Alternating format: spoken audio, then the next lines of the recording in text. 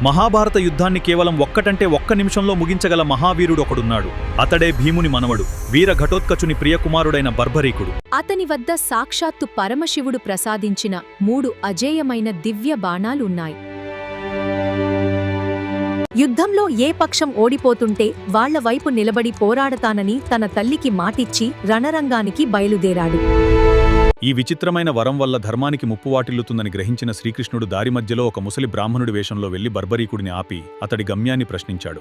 అతని అసలు శక్తిని పరీక్షించాలనుకున్న ఆ బ్రాహ్మణుడు, నీ బాణంతో ఈ రావి చెట్టు ఆకులన్నింటినీ ఒకేసారి ఛేదించగలవా అని సవాలు విసిరాడు. తక్షణమే బర్భరీకుడు ఒక దివ్య బాణాన్ని వదిలాడు. అనురెప్పపాటులో ఆకులన్నింటినీ రంధ్రం చేసిన ఆ బాణం కృష్ణుడు రహస్యంగా తన కాలి కింద దాచిన ఆ ఒక్క ఆకు కోసం ఆయన పాదం చుట్టూ ప్రదక్షిణ చేయడం మొదలుపెట్టింది.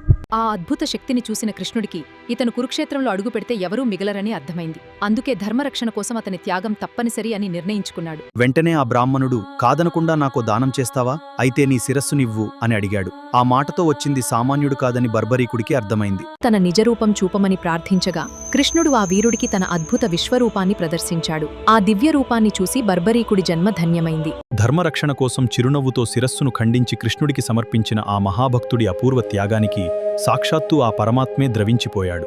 నీ త్యాగానికి మెచ్చాను. కలియుగంలో ఖాటూ శ్యామ్గా పూజలందుకుంటావు. కథ నచ్చితే జై శ్రీకృష్ణ కామెంట్ చేసి సబ్స్క్రైబ్ చేసుకోండి.